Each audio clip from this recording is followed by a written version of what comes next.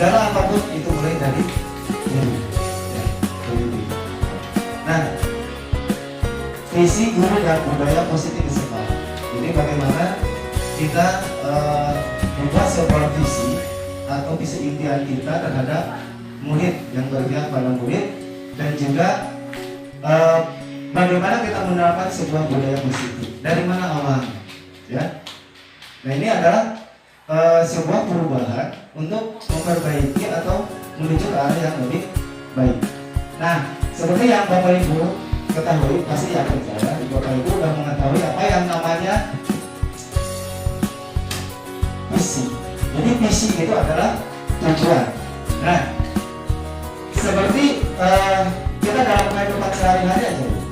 Ini apalagi kita seorang guru. Kita mempunyai visi enggak terhadap tujuan? Jadi harus di awal, dirancang dari awal. Visi. Mempunyai tujuan enggak terhadap anak. Jadi anak didik kita di masa depan akan seperti apa? Itu visi. Ya. Jadi kita asal nama darah berangkai gitu, tapi harus diprogram visi tujuan. Nah, ketika ibu merumuskan sebuah visi, tapi itu harus sinkron atau harus sesuai dengan visi sekolah. Lalu Bapak Ibu visi sekolah apa? Mewujudkan peserta didik yang prima. Prima itu adalah berprestasi, religius, inovatif, mandiri, dan berakhlak mulia. Nah, itu ambil dari sana supaya nanti apa namanya continue ya, sesuai ya apa yang visi sekolah. Ya. Nah, guru ini adalah visi guru. Jadi tadi visi adalah tujuan. Kalau guru ini adalah pendidik. Pendidik ini bukan Bapak Ibu, kita bukan hanya mendidik sebetulnya ya. Jadi orangnya tugasnya nggak didik ilmu mata, tetapi harus menjadi contoh, ya, panutan, dan juga identifikasi bagi peserta didik baik di lingkungannya. Yang oleh karena itu guru harus memiliki standar kualitas pribadi, ya. Nah, yang mencakup tanggung jawab, punya wibawa, juga mandiri dan disiplin. Itu adalah nilai yang harus diterapkan pada diri kita sebagai seorang guru. Jadi kemarin kan apa yang disebutkan di dalam nilai guru itu salah satunya adalah mandiri. Kita sudah mandiri. Nah, hal dasar yang diharapkan di masa depan inilah yang disebut dengan visi. Jadi visi ini adalah hal besar yang diharapkan di masa depan. Ya. Tentunya harus yang positif atau lebih banyak. Ya. Nah, untuk membantu Bapak Ibu ini memahami sebuah visi, ada beberapa pertanyaan yang perlu kita ajukan pada diri kita sendiri. Jadi untuk memahaminya, jadi ada pertanyaan yang harus diajukan oleh kita sendiri kepada diri kita sendiri. Jadi kalau jadi kita dari diri untuk diri, ya. Ini contohnya. Apa arti penting visi bagi Anda sebagai seorang guru? Jadi apa arti visi penting bagi Anda sebagai seorang guru? Nah, jadi Bapak Ibu harus membuat sebuah visi tujuan. Ya. Jika nanti di kelas 1, ada 2, kelas 3, kelas 4, kelas 5 dan selanjutnya, jadi setiap kelas harus memiliki sebuah visi tujuan untuk kebaikan atau kesejahteraan anak di masa depan. Kalau tidak mempunyai tujuan, baru pasti hari itu lagi sebelum ya. Seperti kita mau ke Ciranjang, pasti itu punya tujuan kan? Itu berangkat dari rumah itu sama nakal atau pulang apa tidak, tapi kita punya sebuah tujuan. Nah, kalau kita tidak punya tujuan, kita tidak akan mencapai ke tempat tersebut. Ya. Nah, visi seperti apa yang Anda miliki sebagai guru? Nah, jadi pertanyaan itu pada diri sendiri. Visi seperti apa yang Anda miliki sebagai seorang Nah, untuk itu, mari kita mengingat lagi bahwa sebagai seorang guru, mendidik bukanlah sekedar pekerjaan administrasi saja. Target pekerjaan kita bukan sebuah dokumentasi administrasi, tetapi sebuah sasaran kita adalah seorang manusia. Beda ya. Kita bekerja setelah dari kekuatan dari kepala sekolah ini adalah memiliki kemampuan manajemen sekolah dan kepribadian yang baik sebagai seorang pemimpin. Nah, kalau penilaian Bapak Ibu tergantung kekuatannya seperti apa menurut Bapak Ibu. Ya, lalu memiliki loyalitas, dedikasi dan komitmen yang sangat baik. Terus memiliki sifat terbuka terhadap saran dan tanggapan. Ini kekuatan dari kepala sekolah. Ya. Nah, manfaatnya apa? Yaitu memberikan sebuah dukungan yang sangat terbuka baik dari murid atau murid untuk terwujudnya sebuah visi impian kita. Ya. Contoh lagi misalkan kekuatan dari rekan sejawat. Nah, apakah rekan sejawat juga mempunyai kekuatan? Sama potensi. Ya. Kenapa? Karena kalau tidak ada kolaborasi, tidak ada kerjasama dengan rekan sejawat, mungkin akan sulit. Karena tidak saling mendukung. Terus orang tua, komite sekolah, dan juga sarana prasarana kesehatan. Ya, kalau jangan dibahas-bahas, tidak akan progres.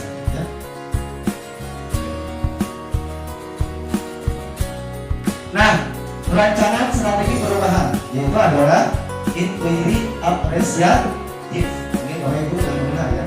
Inquiry apresiatif adalah sebuah rancangan strategi perubahan. Yang mana inquiry apresiatif itu adalah dikenal sebagai pendekatan manajemen perubahan yang kolaboratif dan berbasis kekuatan. Ini inquiry apresiatif. Nah, inquiry apresiatif ini adalah sebuah pendekatan kolaboratif, ya, untuk mengetahui kondisi suatu organisasi atau dalam komunitas dalam mengembangkan perilaku suatu organisasi melalui pengajuan pertanyaan yang tersusun. Nah, dalam tahapan ada tahapannya yang dilaksanakan itu adalah baca. Disingkat baca. Jadi kata kuncinya untuk tahapan inquiry apresiatif ini adalah baca. Apa baca itu? Jadi dan dijadikan dalam suasana positif dan apresiatif. Jadi, nah penerapannya inquiry apresiatif itu adalah melalui tahapan baca. Baca yaitu adalah B-nya buat pertanyaan. Jadi kita membuat sebuah pertanyaan baik A-nya ambil pembelajaran. Ya. Lalu G-nya gali impian. Kita gali impian. J-nya adalah jabarkan sebuah rencananya. Lalu A-nya adalah atur eksekusi. Pindahkan. Jadi bisa melalui tahapan baca ini visi impian kita akan terwujud. Bagaimana kita menentukan atau bagaimana kita menyusun sebuah konsep baca ini? Kita bahas lebih lanjut, ya, soalnya panjang. Jadi orangnya cuma cara membuat pertanyaan. Ini sebetulnya kalau diperbaiki itu, kalau diikuti dengan apa namanya dengan betul-betul sungguh-sungguh secara rinci, itu tidak akan cukup memiliki satu. Nah, tapi yakin Bapak Ibu nanti akan lebih paham. Kita buat waktu selanjutnya. Kalaupun itu Bapak Ibu mempunyai sebuah kesadaran ingin berubah hal yang lebih baik. Kalau terperinci berjalan dengan untuk mendapat kebahagiaan awal tapi baik dari barokah ya. Lalu budaya positif. Apa budaya positif? Ada yang tahu budaya positif itu apa? Jadi budaya positif di sekolah ini adalah berisi kebiasaan yang disepakati bersama untuk dijalankan dalam waktu yang lama atau kontinu.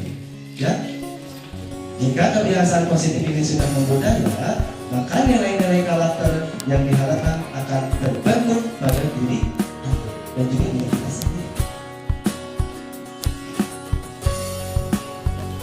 Budaya adalah sekumpulan nilai yang melandasi perilaku, tradisi, kebiasaan, kesehatan, dan simbol-simbol yang diterapkan oleh kepala sekolah, oleh guru, petugas administrasi, siswa, dan masyarakat sekitar. Jadi intinya sekolah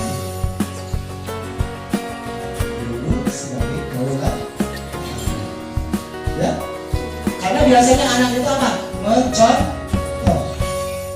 Sok bapak ibu berbicara kasar depan anak.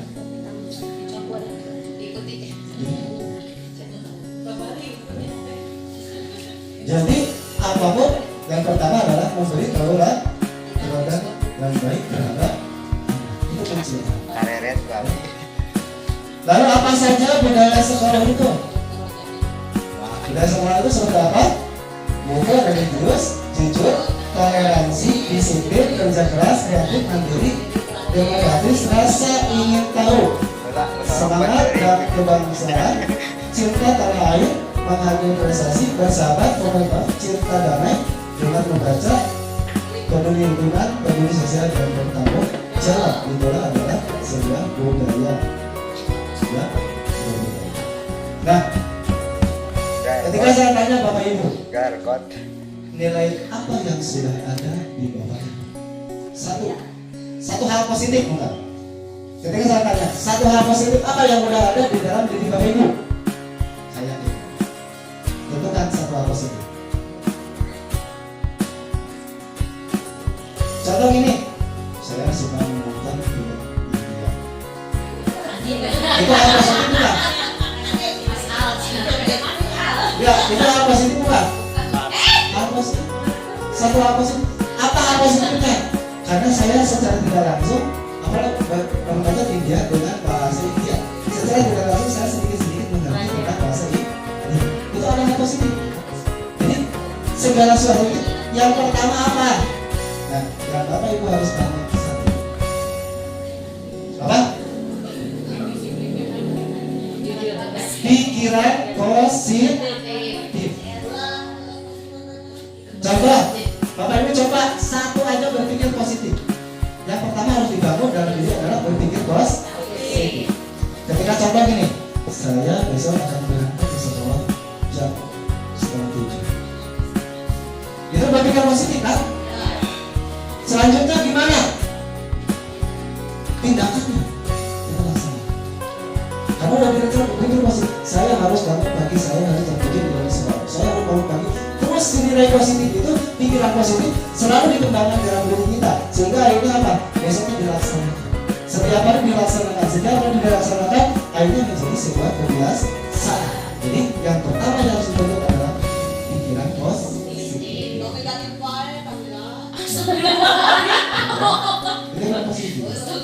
Contoh lagi apa? Saya mah udah bisa, saya mah udah bisa, saya mah udah bisa. Itu yang sebetulnya ingat Bapak Ibu, apalagi yang ini yang masih mempunyai harapan. Jadi motivasilah diri sendiri oleh diri kita sendiri. Ya? Jangan guru harapan, jangan guru surga pada diri kita sendiri. Itu sebetulnya banyak yang membunuh apa? Harapan atau membunuh cita-cita atau membunuh sebuah impian oleh kita sendiri. Contoh gini, contoh apa? Saya akan mengikuti sama. Dibunuh oleh diri sendiri apa? Kok akan mengikuti saya? Harapan lagi dikis. Gitu kan? Berarti mau kieu orang serius. Orang jadi ketika itu dibunuh oleh diri kita sendiri, akhirnya menjadi apa? Muncullah sifat pesimis. Ya kan? Ketika pikiran positif dibentuk pada pikiran kita, contoh, saya harus lulus, saya harus lulus, saya harus lulus, saya harus lulus. Maka tindakan yang akan kita lakukan seperti apa? Masih apa? Nilai yang muncul apa? Oh, ada usaha dan juga berbobot. Jadi orang yang pesimis itu sangat ya, menurut saya orang yang pesimis menurut saya itu kurang percaya kepada kekuatan atau kekuasaan yang maha kuasa. Kita bentuk ya, diri kita sendiri. Jadi bikin pertama pikirkan, bentuklah pikiran positif. Kalau negatif, bilang jangan terus berpikiran negatif selesai. Positif. Oh, terutama sedang pendidikan guru pendidikan. Oh, sedang melaksanakan tugas ini, sedang melaksanakan. Oh, itu mau membahas. Ini selalu positif. Jadi kenapa alasan gue ketika Aina selalu berpikir positif, jadi mengakhiri ya. Tapi kalau berpikir negatif apa? Akhirnya gini. Hal itulah yang membuat sebuah kenapa pentingnya pikiran positif. Ini salah satu contoh kan? Negatif, ya Aina kepikiran boleh nggak? Kalau selalu positif, ya itu apa? Contoh ya, salah satu contoh seperti itu. Ada. Jadi ketika pikiran negatif, maka hasilnya akan berpikiran positif, maka hasil akan ya. Oke? Mulai sekarang, yuk kita bangun bentuk sebuah pikiran positif. Selalu tanamkan pikiran positif ada dalam diri kita sendiri. Saya harus besar, saya harus banyak, saya harus banyak. Saya harus terus, saya harus bisa, saya harus berhasil. Itulah pikiran yang harus selalu diterapkan pada diri kita. Oke, paham ya? Jadi Bapak Ibu tolong sekarang buang jauh-jauh pikiran negatif. Bangun pikiran positif. Selalu bangun pikiran positif tiap hari, insya Allah akan membuat sebuah perubahan yang lebih baik. Oke, lanjut ya. Nah, jadi untuk membangun sebuah budaya positif di sekolah ini, yang pertama Bapak Ibu membuat sebuah kesepakatan kelas. Nanti Bu, Bapak di sekolah itu rencana tidak akan ada aturan. Kalau ini pakai tata tertibnya, tata tertib banyak, tapi tidak tetap tidak disiplin, ya kan? Jadi untuk ke depan ini tidak akan di sekolah tidak akan. Dari mana untuk membuat sebuah pikiran budaya positif? Yaitu dengan membuat kesepakatan kelas. Ini adalah langkah awal untuk membangun budaya positif yang berpihak kepada murid. Contoh kesepakatan kelas seperti apa? Contoh saya sebagai guru. Contoh ya. Oke. Ini sebagai guru. Kita contoh buat kesepakatan untuk sosialisasi pada kegiatan hari ini. Silakan. Bapak Ibu, kita sepakati apa kesepakatan kelas yang akan kita buat pada kegiatan ini. Contoh, apa? Sebelum melakukan kegiatan berbaca, sepakat kan? Sepakat. Tulis, bukan? Sebelum belajar membaca doa, dan sebelum belajar dan pulang membaca doa, tulis oleh ibu. Itu kesepakatan bersama anak. Oke, kita sepakat ya. Kita ditanya kan, anak sepakat ya, ini kita buat sepakat dulu. Kalau yang kurang baik bahasa kita dulu. Sebelum belajar dan sebelum pulang membaca doa. Lalu apa lagi? Kita asal berikan dong. Soal apa lagi sepakatan pada hari ini? Membersihkan opsi, membersihkan halaman. Hah? Sebelum masuk membersihkan kelas. Tulis ya. Sebelum masuk membersihkan kelas. Tapi jangan terlalu banyak, 4 sampai 8. Oke, apalagi kita kan berbagi kepada anak. Kita sepakat dengan kami. Jadi bukan kita yang membuat, tapi kita menyepakati. Kalau kita yang menyepakati, kita yang membuatnya bersama anak, maka dia akan takut untuk melanggar. Karena dia yang menyepakati. Bukan aturan yang diberikan oleh kita. Contoh lagi apa? Selalu memperhatikan ketika guru sedang menjelaskan. tidak berbicara misalkan, tidak makan di dalam kelas, itu buat sebuah kesepakatan. Udah beres, ada 8 poin misalkan kesepakatan, kita bacakan ulang. Oke, ibu akan bacakan ulang kesepakatan yang kita buat, bukan yang saya buat, tapi yang kita buat. Itu bersama anak kan. Nanti konsekuensinya untuk kita melaksanakan dan juga konsekuensi dari melanggar ini kita tentukan juga. Oke, tidak terlambat masuk sekolah. Kita tanya kalau yang terlambat bagaimana nanti. Jadi anak yang membuat sebuah ketentuan. Oke, kita sepakati kalau yang terlambat nanti bagaimana? Anak kan pasti yang mengajukan. Bu, joget gue di payung, itu kan? Siapa yang mensepakati? Siapa yang mengajukan? Anak. Inilah yang berpusat kepada anak. Jadi lain kita langsung kurangnya banget buat tadi tulis saja aturan kelas. Ini kesempatan enggak. Jadi kita buat sebuah kesepakatan untuk menerapkan sebuah disiplin positif sehingga menjadi budaya positif. Kalau setiap kelas melakukan seperti itu dan anak menjalankan sebuah disiplin positif sehingga menjadi budaya positif, maka sekolah akan menghasilkan anak yang disiplin. Yakin kan? Yakin kan? Jadi ngapain ada tata tertib sob? Ya, tanpa ada tata tertib, tapi anak disiplin. Itu yang pertama sebenarnya. Jadi Bapak Ibu, kalau nanti kita coba ya, kita sama-sama bahasa juga belum? Kita sama-sama di ajaran baru ketika Bapak Ibu sudah memilih kelas, kita coba membuat sebuah kesepakatan kelas bersama orang tua dan juga siswa ya. Untuk lebih lanjut konsepnya seperti apa kita ngobrol lagi nanti di belakang. Ini kita kan soalnya rusuh ya.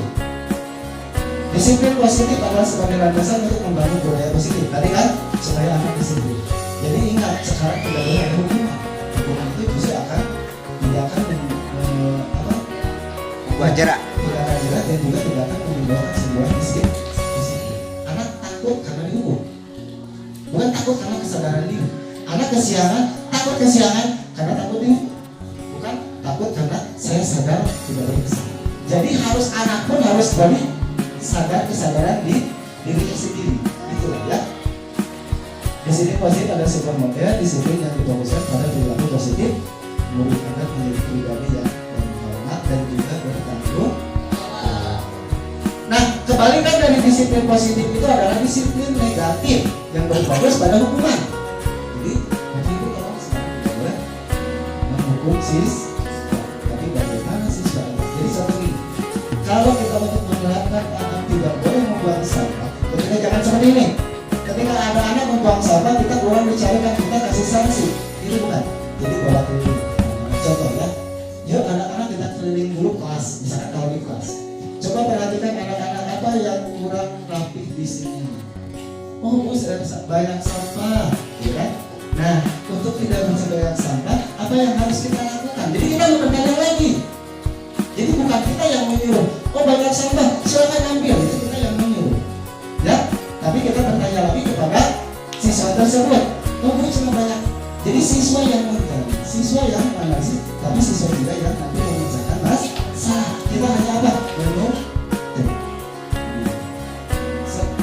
yuk kita atur kelas dulu. Apa yang kurang baik bisa kelas ini? Oh, banyak sampah, banyak ini. Oke, kalau sudah tidak banyak sampah, apa yang harus kita lakukan? Anak menjawab, bu mengambilnya membuang ke tong sampah. Buat pertanyaan kembali, supaya di kelas ini tidak ada sampah, kita harus seperti apa? Harus bagaimana? Karena kan menjawab, tidak boleh membuang sampah sembarangan atau membuang sampah pada tempatnya. Itu siapa yang menjawab? Siapa yang sadar? Anak kan? Bukan kita yang menjawab. Ini jelas ya? Harus menentukan posisi kontrol guru. Di sini ada posisi kontrol ini adalah guru sebagai penghukum, guru sebagai pembuat rasa bersalah anak, guru sebagai teman, guru sebagai pengawas, dan guru sebagai manajer. Nah, yang saya tanya, udah di posisi mana Bapak Ibu sekarang? Di posisi 1 sebagai penghukum, di posisi 2 guru pembuat rasa bersalah. contoh ini kalau membuat masalah bapak ibu kecewa sama kamu kan, ya kan? Jadi kita supaya membuat si anak itu supaya anak merasa bersalah, ya kan? Contoh gini, ibu kecewa sama kamu, kalau orang tua kamu tahu bagaimana? Menerapkan sebuah batasan dan juga menerapkan bahasa hormat. Jadi anak berani, coba anak berani, kita kasih solusi. Tapi kita kasih solusi, kita jangan kasih solusi sama. Tapi kita tanya kamu, ibu ada kalau ibu masuk kalau ibu itu masuk disebutkan atau dengan cara apa? Nanti kita mau disebutkan apa ibu? Ada kan coba?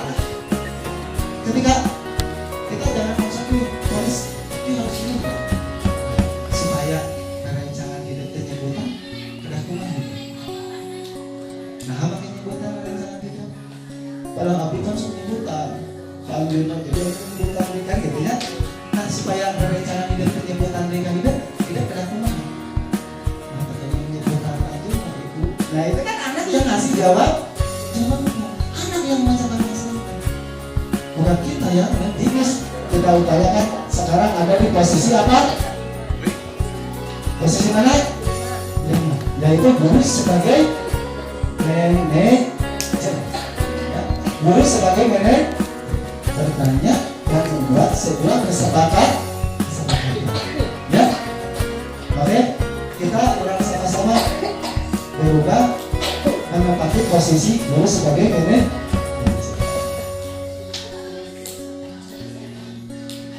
Ya, ini adalah yang terakhir.